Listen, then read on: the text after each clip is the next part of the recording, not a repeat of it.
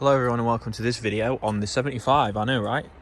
It's a long time coming. So today we're going to replace this with this, so we'll have the full pre-project drive arrangement. We've obviously got the whole key, we've got everything, so it's just really to black out the engine bay. I think it will look amazing.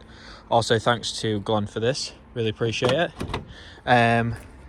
But here we are. If you're not subscribed, please make sure to do so for more of this. We've got Cortinas, we've got Vitesses, we've got SD1s, we've got Maestros, we've got the whole nine. And I do have an Instagram as well, so make sure to follow that link in the description. And like the video if you like it, and comment your favourite engine bay improvement of this, because gosh damn, that's going to look good when it's on there. That's from a BMW, what is it? A BMW Thingamabob series, something. The BMW with the same engine. That's from a BMW with the same engine. Obviously that's from a pre-project drive Cowley 75, one of the very early ones.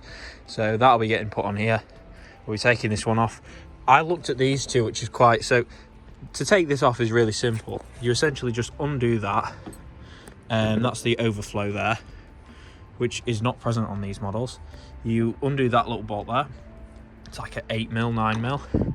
Then you undo your thingamabob here, and then there's one at the bottom as well, which is the main one, which is there. And then you literally just swing it out, pull it up, pull that one off, and then there we go. So we're going to do that. Another thing I'm going to show you as well is how to fix the rear doors on these cars when they go funny.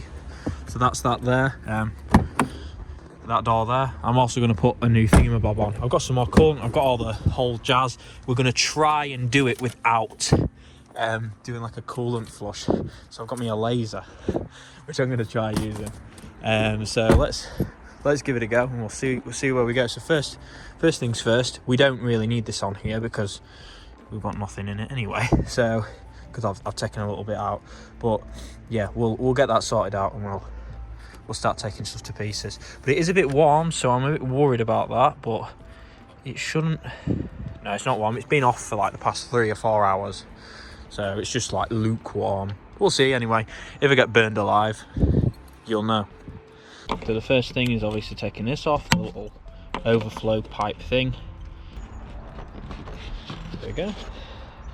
The first bit off. There we go. Is that one out?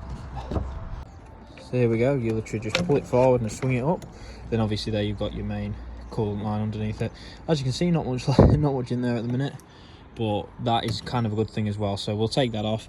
I've got loads of stuff underneath just to catch anything that comes out, but I'm hoping there won't be much to come out.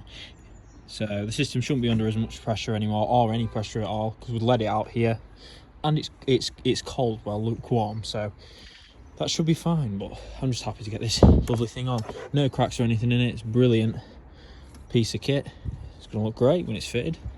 It should just literally slide in there like that, and you can see, look at that, looks brilliant without those screws. So let's get to it. As you can see, that I've got it off. Easiest way to do it, just pipette it all out, and then obviously you've got your new one. So I'm going to stick that on. Hopefully I'll be able to capture the eureka moment.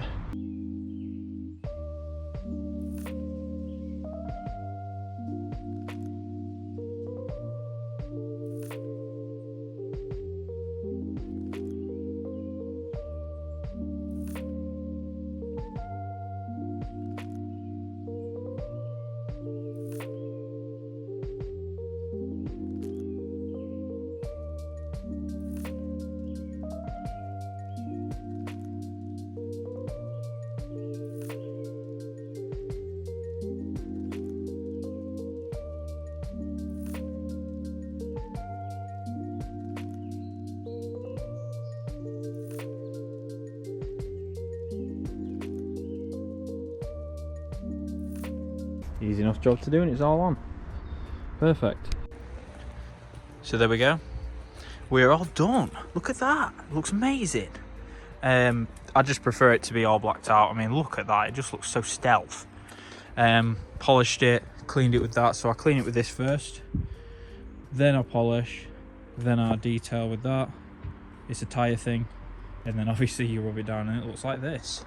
So not the detailing guru guy or whatever the guy's name is. I'm not a detailer, I'm just some guy that likes his car too much. So I've cleaned all inside of there and all that jazz. I couldn't get that engine mount there to come up as well as I liked, but there we go. But we've changed all that, and as you guys know, I do the proper engine bay thing like every 2-3 weeks to a month, and then I do the inside every week and the outside every week. And as you can see, it's looking a bit to be desired in here right now, so I'm going to do that, but I'm not going to film that because that's super boring. But if you'd like me to let me know. But we're going to sort the door out again now, and I'm going to take my own door to pieces and sacrifice some clips in order to show you guys. I know, true charity there, sacrificing those door clips. Look at that Fiat as well, very nice. But yeah, let's get to it, and I'll show you how to fix this door, because there doesn't seem to be much online other than a wonderful guide which I used on the 75ZT forum. So I thought I'd just make a video. It makes it a lot easier and a bit more palatable if you're hard of reading like I am. So let's get to it. We've done our bit for today, at least. Hello guys, here's the video I promised. Remember to subscribe if you're not already. This isn't obviously some big massive production value video, but I've also written a thing which I'm sad about, because I've taken it off for the second time just to show you all how to do it. So basically there's this little thing in here. So how the door works is this is on a separate thing that pulls in there, and then this is the outside door handle. As you can see, I've already adjusted it because I'm recording this intro again. But basically, when I pull the outside door handle, that pushes down and releases the lock. So if I just shut the door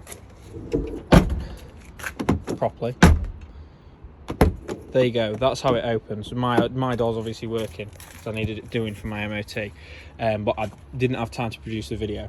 But there you go. That's how the door works. I'll post a diagram of it on screen as well, so you can see. It's a fairly weird one. I'm used to things like this thing in here where it's got like a bit of a more traditional thing with like a million of them going sideways. But yeah, that's that. So let's get on to actually doing it, and I'll show you how to do it the best I can, really. Hello guys, so I promised I'd film this, so I took the door card apart again. So basically, you know how to get a 75 door card off. It's fairly simple. Need new rubbers as well, by the way. But basically the problem is can you see that little plastic thing there? That usually is together. But what you need to do is, if you can see, and I'll put an arrow on the screen, there's two bits, and you need to basically push them in and lift it up. And then what happens is a little arm, which the interior door handle pushes down on and the exterior door handle pushes down on, is released. Now, the reason why my outside door handle is working and my interior one isn't is because I need to adjust that thread. So all you need to do is literally, if I can film it, you need to push that out and push the little mechanism down a bit more and then trap it in, if that makes sense. And then that should fix your door problem. I'll see if I can I'll put an illustration on the screen, and you just snap it back together. And then obviously you can see there I've got a bit less thread sticking out the end, which means if I go around to the other side, see my door cards off there. There you go.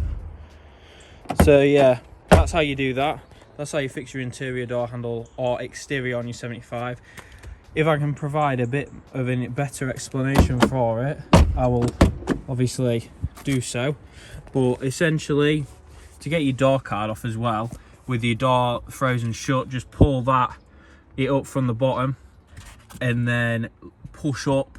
You will snap all your clips, so you'll need to go get a new set of them, which are here on mine, of course. You'll need a new set of those, and then you literally just push it, slap it all back together, and make sure not to break this. I broke this on mine, just a bit of a precautionary tale. Be extra careful with your chrome rings because you might mess that up. And while you're here, I ain't got any today, sadly. Change these because they always go bad and they always make the car look very awful in some places. But that's about it anyway. Make sure you retain this shielding as well. But if long and short of it is, you see that there's a clip on it.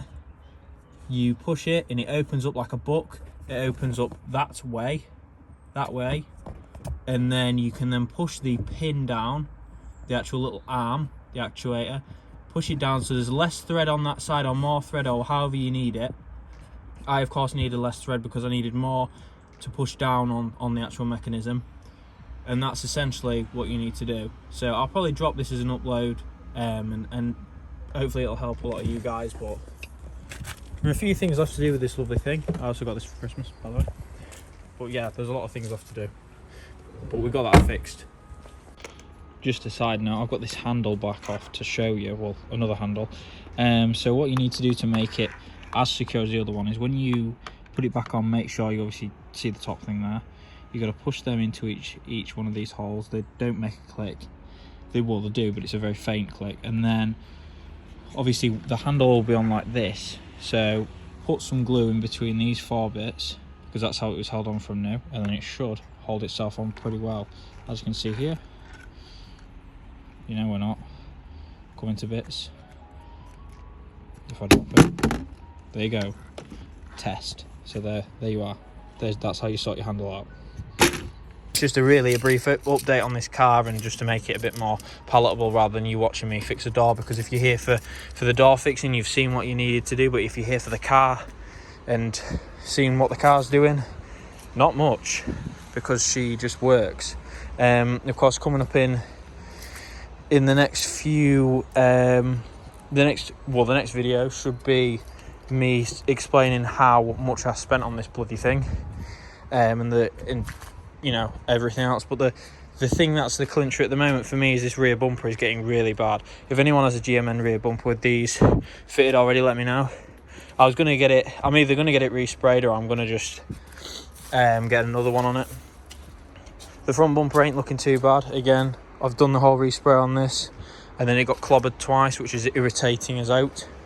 But of course, dents and dings, you know, that's just kind of part of life with it being just a car. And hopefully for Pride of Longbridge as well, I'll have my wheels done, because they're looking a bit not as rosy as they did when I first got them. Then again, they weren't in that good condition anyway.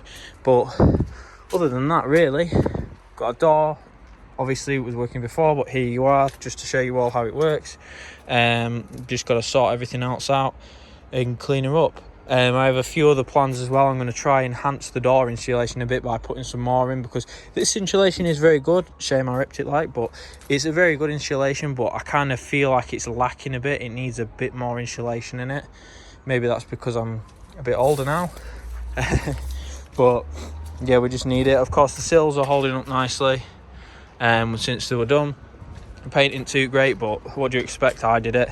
A few other things I'm going to do. I'm going to repaint that as well in silver, as it's supposed to be, and just generally clean up the engine bay a bit more.